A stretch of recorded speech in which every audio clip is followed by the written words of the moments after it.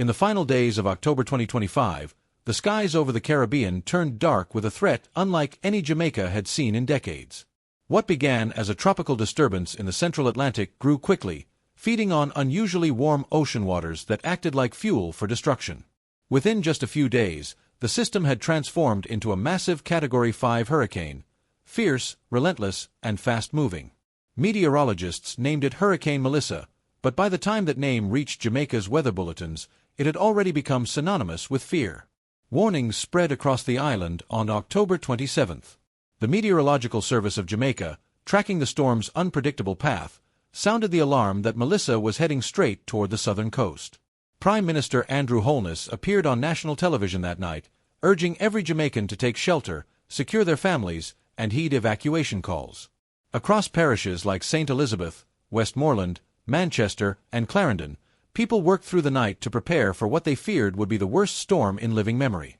Shops were shuttered, boats pulled from the sea, and thousands moved into schools and churches turned into emergency shelters. But for many, it was already too late. The storm was coming faster than expected. By early morning on October 28th, the winds began to howl like a chorus of ghosts. The sea, once calm and turquoise, turned black and violent. As dawn broke, Hurricane Melissa made landfall on Jamaica's southwestern coast, near New Hope in Westmoreland Parish, unleashing sustained winds of about 185 miles per hour. It was a monstrous force. Walls of water crashed inland, waves as high as rooftops slammed into coastal towns, and torrential rain poured in unending sheets that blinded and battered anything left outside. Within the first hour, power was knocked out across entire regions. Communication towers collapsed under the pressure of the wind, and the sound of snapping trees and tearing roofs echoed through the night. In St. Elizabeth, houses were flattened one after another.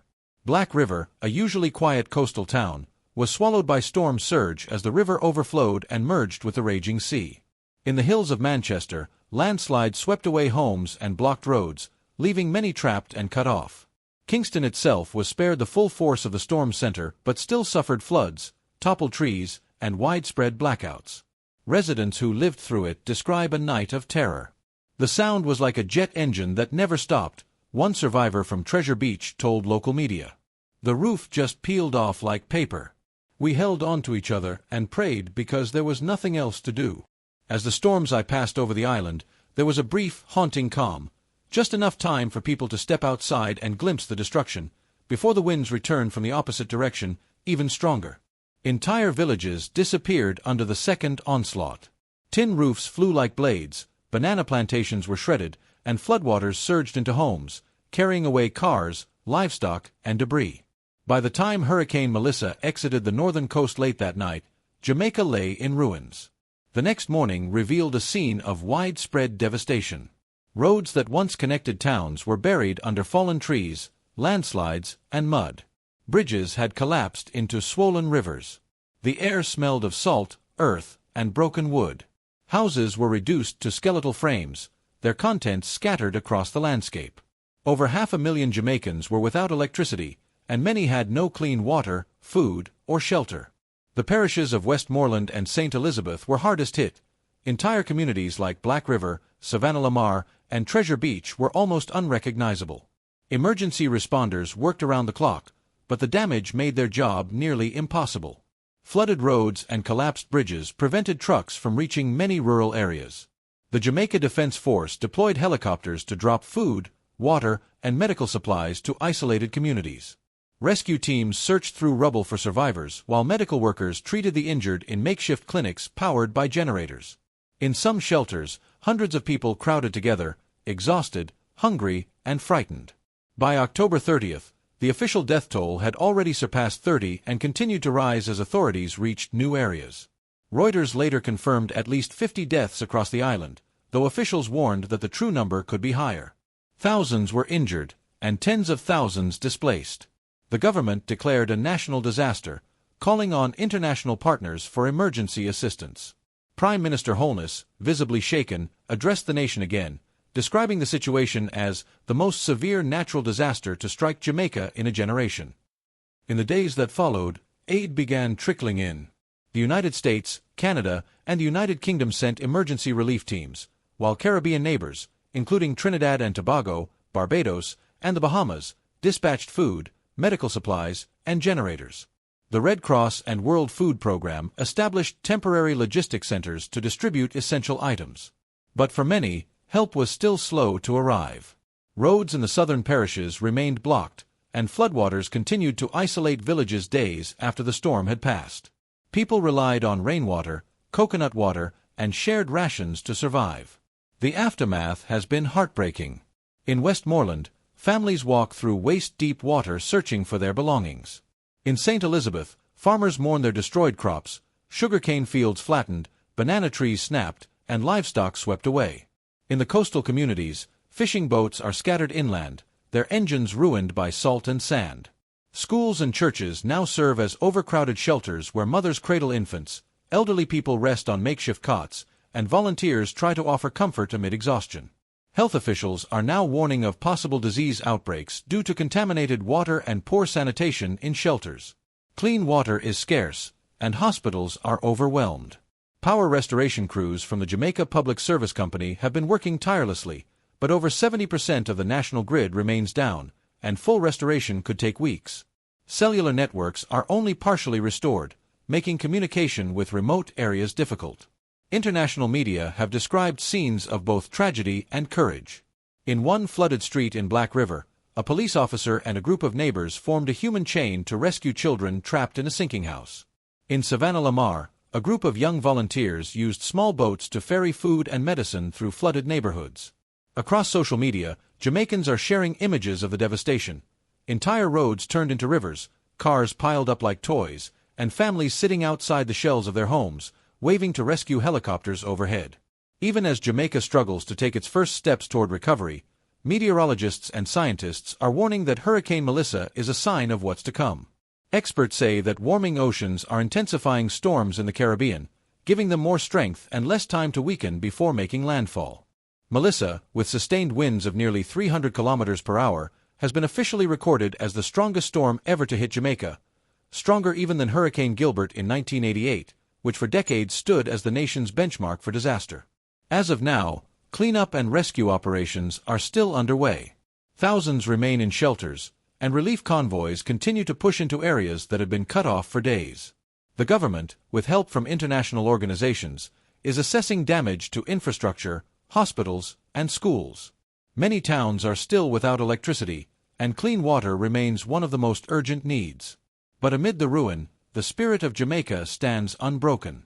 In Kingston, despite the outages, volunteers have organized donation drives. Radio stations, some broadcasting from backup generators, are spreading messages of hope and connecting families separated by the storm. In shelters, people sing hymns to comfort each other through the long nights. And across the island, one phrase echoes through every community: "Why still day ya?" We are still here. For now, Jamaica remains in recovery mode, bruised, battered, and grieving, but holding on to hope. The winds of Hurricane Melissa may have passed, but their echoes remain in every flooded street, every fallen home, and every heart that survived. The road to rebuilding will be long, but the courage of the Jamaican people, their unity, their strength, their unbreakable faith, continues to shine through the darkness. And as the island begins to pick up the pieces, the world watches in awe at a nation that, even after facing the full fury of nature, refuses to be defeated. When Hurricane Melissa roared across Jamaica in the last week of October 2025, it carved a path of destruction from the southern shores to the western parishes, leaving the island reeling. The storm, one of the strongest ever recorded in the Caribbean, slammed into Jamaica with sustained winds of 185 miles per hour and rainfall that seemed endless. It made landfall near New Hope in Westmoreland, a quiet coastal area that now bears scars of unimaginable force. From that moment, everything changed: the country's landscape, its rhythm of life, and its people's sense of safety. The parishes of Westmoreland, St. Elizabeth, Manchester, Clarendon, and parts of St. James were the hardest hit. In Westmoreland, the storm surge swallowed entire fishing villages along the coast. Places like Savannah Lamar, Negril, and New Hope were left in ruins. Houses that once overlooked calm, blue waters now sit half-buried in mud, their walls split and their roofs scattered miles away. Families there remember the sea rising higher and faster than they had ever seen before, waves taller than telephone poles sweeping inland, destroying everything in their path. The The usually bustling streets of Savannah Lamar are now choked with debris, overturned vehicles, and broken power lines. The town's main hospital was flooded, forcing doctors to move patients to upper floors as the waters rushed in. Just east of there, St. Elizabeth Parish, known as Jamaica's breadbasket for its fertile farmlands, faced a tragedy of its own. The storm tore through fields of bananas, sugarcane, and vegetables, flattening the crops that feed the nation. Roads between Black River, Lacovia, and Treasure Beach became impassable, covered in fallen trees, mangled vehicles, and mudslides that swept down the hills. The Black River itself overflowed, bursting its banks and flooding hundreds of homes. Many residents had to climb onto rooftops or trees to escape the rising waters, waving flashlights into the night for rescue boats that took hours to arrive. When morning came, what had once been lush farmland looked like a wasteland. Fields turned to brown sludge and livestock floating lifeless in the floodwaters. In Manchester, the storm caused deadly landslides. Hillsides gave way under the relentless rain, swallowing houses and blocking roads that connected Mandeville to surrounding communities. The cool, green highlands were transformed into rivers of mud. Rescue teams struggled to reach trapped residents as fallen trees and boulders blocked every major route. People in small rural villages spent days isolated, surviving on rainwater and the little food they had left. Farther north in St. James, the winds were strong enough to strip roofs from hotels and uproot palm trees in Montego Bay.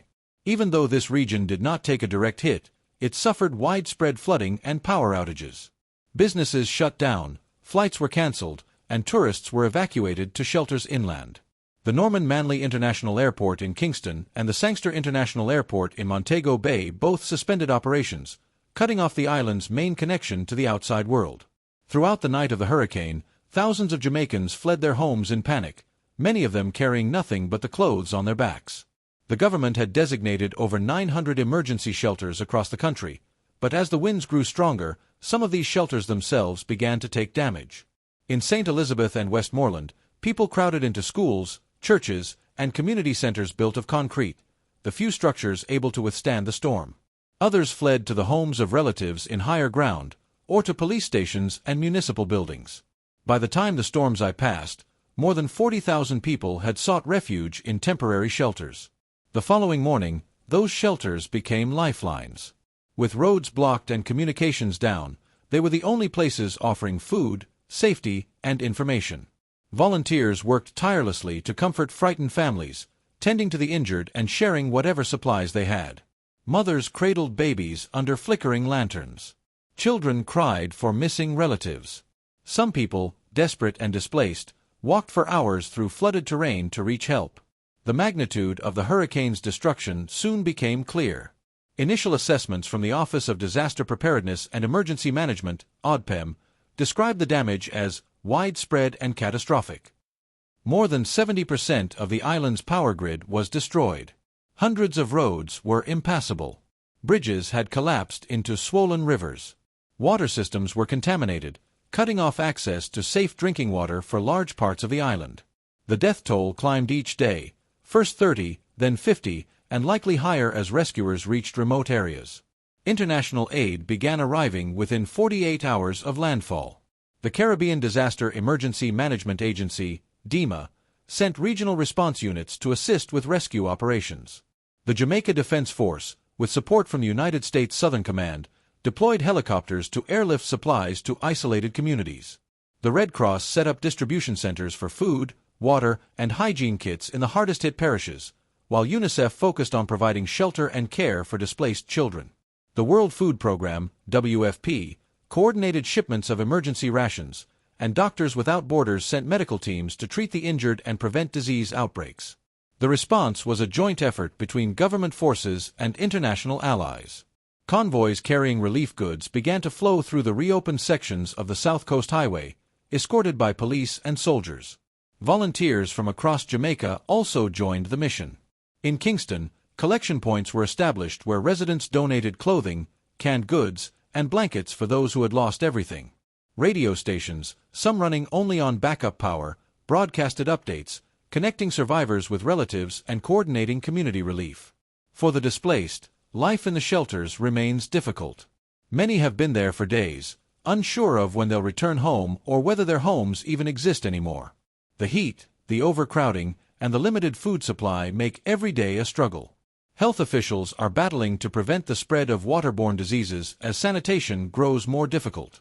Children, still shaken by the ordeal, cling to parents or volunteers for comfort. In some areas, schools have suspended classes indefinitely to remain as shelters for the homeless. The emotional toll is immense. Farmers in St. Elizabeth say it will take months, maybe years, to recover their livelihoods. Fishermen in Westmoreland have lost not just their boats, but their entire way of life. In Kingston and Montego Bay, power restoration crews work day and night to rebuild the grid, even as more rain threatens to slow their progress. The storm has also left deep psychological wounds. Survivors recount the sound of the wind like a living monster, tearing through their towns. They speak of the darkness, the roaring water, and the uncertainty that hung over every minute. One woman from Black River said softly, "You don't know fear until you hear your roof lift off in the middle of the night and you have nowhere else to run." But even amid the devastation, there are stories of hope. Neighbors rescued neighbors, strangers shared food, and volunteers walked miles through debris to deliver supplies. The strength of Jamaica's spirit has become its greatest weapon against despair. Communities that have lost everything are standing together, cooking over open fires, singing hymns at night, and rebuilding, piece by piece, with whatever they can salvage. Now, days after Hurricane Melissa's rampage, Jamaica remains in a state of emergency. The waters have yet to fully recede in the southern parishes. The air is thick with the smell of salt and mud, and debris still clutters the roads. Relief trucks continue to arrive, bringing hope with every delivery. International and local organizations are working side by side to restore electricity, reopen schools, and rebuild homes. The world is watching Jamaica with compassion, sending help, prayers, and resources. The island may be battered, but it is not broken. From the flooded streets of Savannah Lamar to the farms of St. Elizabeth and the shelters in Mandeville, the people of Jamaica are holding on to what they know best: strength, unity, and faith. Hurricane Melissa has tested the nation like never before, but in its wake, it has revealed something even more powerful than wind or rain: the unshakable resilience of the Jamaican spirit. In the days that followed the devastating landfall of Hurricane Melissa, Jamaica found itself standing at the edge of heartbreak and hope. The winds had passed, the rains had slowed, but the damage remained like open wounds across the land.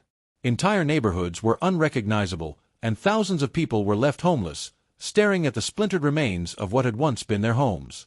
Yet, even amid that wreckage, a new rhythm began to emerge: the rhythm of rescue, recovery, and rebuilding. The government, working through the Office of Disaster Preparedness and Emergency Management, ODPEM, immediately shifted from survival mode to relief coordination.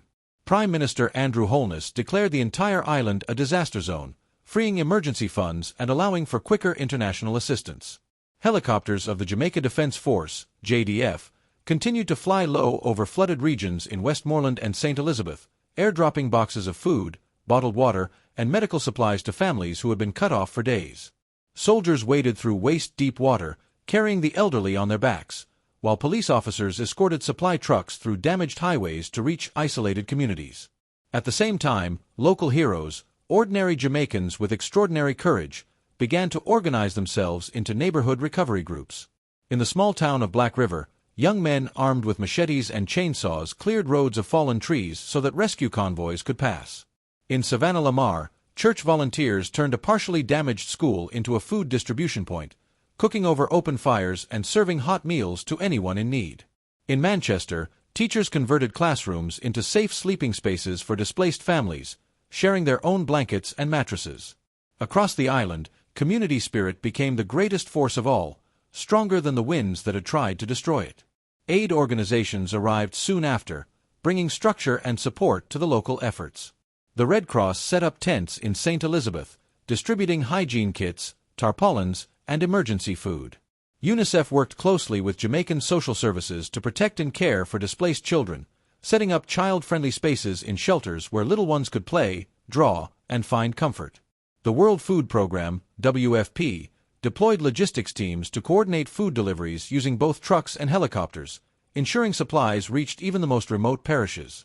The Pan American Health Organization, PAHO, sent medical experts to help control potential outbreaks of waterborne diseases, distributing water purification tablets and vaccines to prevent cholera and dengue. International support poured in as the world watched Jamaica's struggle and resilience. The United States Agency for International Development, USAID, dispatched emergency teams and pledged millions in recovery aid. Canada and the United Kingdom sent technical experts to help restore electricity and communications. Caribbean neighbors like Barbados, Trinidad and Tobago, and the Bahamas contributed food, bottled water, and volunteers. From as far away as Japan and the European Union, humanitarian shipments began arriving at Kingston's port. Boxes of medical supplies, portable generators, tents, and emergency food rations. The Jamaica Public Service Company, JPS, with the help of foreign engineers, began the daunting task of rebuilding the shattered power grid. Utility poles lay snapped across every major road, and entire substations had been flooded. Teams worked around the clock, often sleeping in their trucks, to restore power first to hospitals, water pumping stations, and shelters. Within a week, parts of Kingston and Montego Bay had their lights back on, but the southern parishes remained dark, running only on generators. In St. Elizabeth and Westmoreland, the hum of small generators became the new sound of survival. Water supply was another crisis. Rivers and reservoirs had been contaminated by floodwaters carrying debris and waste. The National Water Commission, supported by engineers from the U.S. Army Corps, began installing portable filtration systems and distributing tanks of clean water. In some areas, water trucks became mobile lifelines, driving through devastated neighborhoods to fill buckets and bottles for waiting families. The Jamaican diaspora, spread across the world, quickly mobilized to help. Jamaicans in London, New York, Toronto, and Miami organized donation drives and sent barrels filled with food, clothes, and medical supplies. Social media became a bridge between heartbreak and hope, connecting those overseas with their loved ones back home. Videos of community rebuilding efforts flooded the internet, showing the strength of people who, though bruised and broken, refused to give up. On the ground, relief efforts faced enormous challenges. Roads in the interior remained blocked by landslides. Helicopter drops were limited by bad weather. Shelters were overcrowded and supplies stretched thin. Yet even in the most desperate conditions, there was a sense of unity. Jamaicans helping Jamaicans, neighbors caring for each other, and the world standing with them. As the cleanup progressed, teams from the National Works Agency, NWA, began clearing debris from major highways, focusing first on routes connecting the western and southern parishes to Kingston. Heavy equipment pushed through mountains of mud and broken asphalt. Volunteers joined them, clearing smaller rural roads with shovels and bare hands. Everywhere one looked, people were rebuilding, patching roofs with zinc sheets, salvaging wood from collapsed houses, and sweeping mud from what was left of their living rooms. In the midst of this, stories of hope kept emerging. In St. Elizabeth, a group of schoolchildren helped plant seedlings in a damaged farm to restart their community garden. In Westmoreland, a local musician used his guitar to lift spirits in a crowded shelter, playing folk songs as people sang along, tears and laughter mixing in the candlelight. Churches held prayer vigils for the victims, their hymns echoing across dark towns as a reminder that faith still stood tall where buildings had fallen. The government announced the launch of a national rebuilding plan called Rise Again Jamaica, aimed at restoring homes, schools, and hospitals. International donors pledged funds, while local businesses offered to rebuild markets and roads. Engineers began assessing structural damage to determine which buildings could be repaired and which needed to be demolished. Farmers were promised seed packages and loans to restart agriculture once the soil dried out. Schools that survived the storm reopened their doors to double as learning centers and counseling hubs, helping children process the trauma of what they had witnessed. Though the road ahead is long and uncertain, the first sparks of recovery are already visible. The lights of Kingston are glowing once again in the night, power lines hum faintly across reopened roads, and relief trucks continue to roll out from the capital carrying supplies to those still in need. The island remains scarred, but its people are standing, determined to rebuild brick by brick, field by field, and life by life. Across the country, one can feel the unbroken spirit of Jamaica pulsing beneath the rubble. From the fishermen repairing their boats in Negril to the farmers clearing their fields in St. Elizabeth, and the teachers comforting children in the shelters of Mandeville, the message is the same: we will rise again. And as the sun sets over the battered but beautiful island, the light reflects off the Caribbean Sea, not as a reminder of what was lost, but as a promise of what will return. Jamaica may still be healing, but the storm that tried to break it has instead revealed its greatest truth: the strength of a people who, no matter how fierce the wind, always find a way to stand tall again. In every parish, there were stories of survival so powerful that they have since become whispers of resilience across the island. In the quiet fishing village of Belmont, Marlene Clark, a mother of 3, remembers that night as if it never ended. The storm began as heavy rain, but within hours, the sea turned violent, waves climbing higher and higher, reaching into the streets. Marlene and her children ran from their small board house just as the wind tore off the roof. "I held the baby to my chest," she said softly, her voice trembling. The water was rising fast. "We ran to the church, but the doors were locked, so we hid under a concrete step until morning. When the storm finally passed, their home was gone, swept into the sea like it had never existed." 4 days after, Marlene stayed in a nearby shelter, wrapping her children in donated blankets, her eyes hollow with exhaustion yet fierce with gratitude. "We lost everything," she said, "but not our lives. That's God's mercy."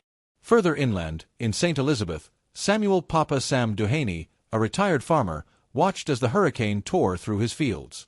The banana trees that had fed his family for decades fell one by one, snapping like matchsticks in the wind.